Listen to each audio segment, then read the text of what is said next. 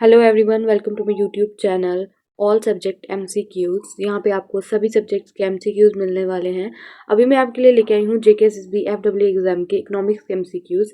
अभी ये इसका पार्ट 1 है। आपको बहुत सारे पार्ट आगे मिलेंगे जिसमें बहुत सारे आपको एमसीक्यूज कवर होंगे, बेसिक टू हाई लेवल सारे एमसीक्यूज कवर करूँगी। सिर्फ इकोनॉमिक्स के नहीं, बाकी सारे सब्जेक्ट्स के एमसीक्यूज भी आपको इसी चैनल पर मिलेंगे। तो चैनल को सब्सक्राइब करके रखें ताकि कोई भी जो है वीडियो इंपॉर्टेंट वीडियो एमसीक्यूज की आपकी मिस ना हो। तो चलिए, अभी मैं इकोनॉमिक्स के एमसीक्यूज लाई हूँ, तो चलिए अभी शुरू करते हैं इकोनॉमिक्स के MCQs.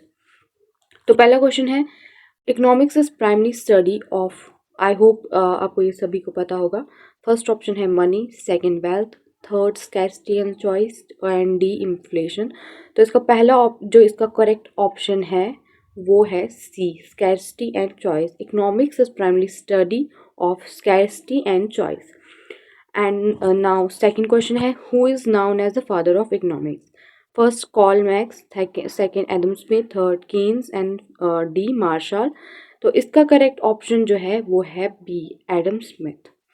Now third question is, opportunity cost refers to, first option cost of opportunity, second next best alternative foregone, C monetary cost and D fix cost. तो इसका करेक्ट ऑप्शन जो है वो है B, next best alternative foregone.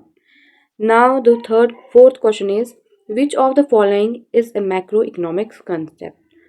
Demand, supply, national income, price of tea. तो ये question आपने पढ़ लिया होगा। तो इसका करेक्ट ऑप्शन जो है वो है नेशनल इनकम। मैक्रो इकोनॉमिक्स जो है मैक्रो इकोनॉमिक्स में हम ओवरऑल इकोनॉमिक की बात करते हैं, और जो बाकी माइक्रो में है उसमें हम सिंगल हाउस होल्ड या उन चीज़ों की बात करते हैं। तो इसका ऑप्शन जो है वो है सी, नेशनल इनकम। नाउ जो फिफ्थ क्वेश्चन है, law of demand states that price and demand move together, price and demand move inversely, C demand constant and D price is constant. So आपने question पढ़ लिया होगा। तो इसका correct answer है B, price and demand move inversely, जो है इसका करेक्ट आंसर है बी। आई होप आपको आंसर्स आ रहे होंगे। तो नहीं भी रही है तो आप बार बार वीडियो देखिए, मतलब एक बार नहीं, एक बार देखोगे तो आंसर याद नहीं रहेगा, लेकिन आप रिपीट में अगर एक दो बार देखोगे तो आपको पूरे आंसर याद रहेंगे। और अगर आपकी कॉन्सेप्ट क्लियर नहीं है तो आप पहले कंसेप्ट क्लियर करें, देन एमसीक्यूज करें, देखना आपको 1 सेकेंड में जो है आंसर मिल जाएगा। Now sixth question is, inflation means fall in price, rise in price, stability in price and fall in income. तो आपने क्वेश्चन पढ़ लिया होगा। तो इसका करेक्ट आंसर जो है वो है rise in price level. Inflation का मतलब जो है जब प्राइस का लेवल जो है बढ़ जाता है उसको हम बोलते हैं inflation. Now 7th question in GDP stands for, first gross domestic product, second gross development product, the C general domestic product या D global domestic product। so इसका करेक्ट आंसर जो है वो है A, gross domestic product. GDP की full form जो है वो क्या है? Gross domestic product. Now question number 8, mix economy is the combination of public and private sector, agriculture and industry, rural and urban या डी इम्पोर्ट एंड एक्सपोर्ट। तो इसका जो ऑप्शन है वो है first, public and private sector. Mix economy जो है public और प्राइवेट सेक्टर दोनों आते हैं। जैसे हमारी इंडिया भी जो है वो है मिक्स इकॉनमी। इंडिया में पब्लिक और प्राइवेट दोनों सेक्टर्स दोनों इकोनॉमी मतलब काम करती है मिलके, तो हमारी जो इकोनॉमी है वो है मिक्स्ड इकोनॉमी।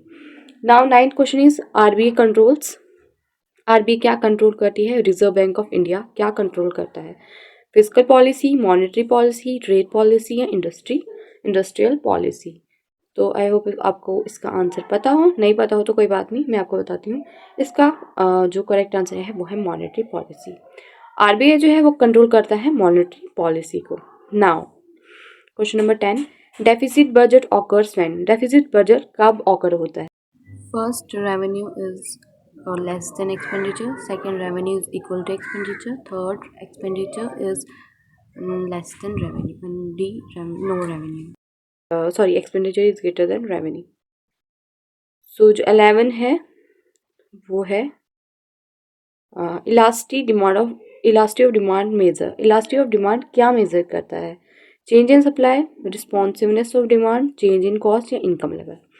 तो इलास्टिसिटी ऑफ डिमांड क्या मेजर करता है? आई होप आपको कंसेप्ट क्लियर हो। तो इसका जो ऑप्शन है बी है, रिस्पॉन्सिवनेस ऑफ डिमांड जो है इलास्टिसिटी ऑफ डिमांड मेजर करता है।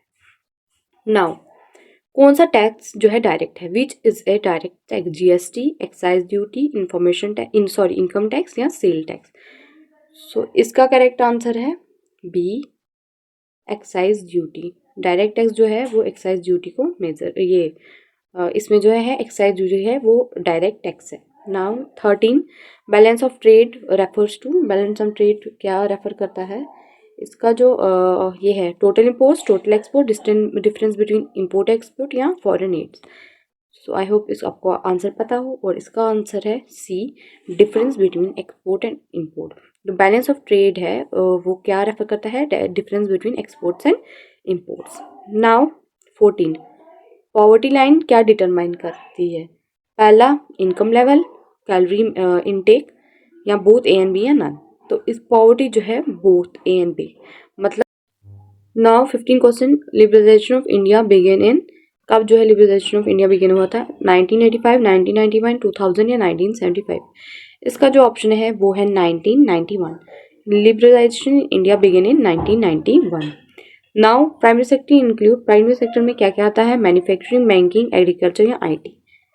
सो इसमें इसका जो करेक्ट आंसर है वह है agriculture. Primary sector includes agriculture. Now पहले हमने पढ़ा था कि आरबीआई क्या कंट्रोल करता है? मॉनेटरी पॉलिसी को।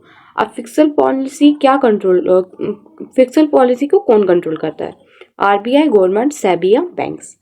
सो इसका करेक्ट आंसर क्या है? गवर्नमेंट। फिस्कल पॉलिसी को है गवर्नमेंट कंट्रोल करती है। Now what is repo rate? Question number 18 repo rate क्या है?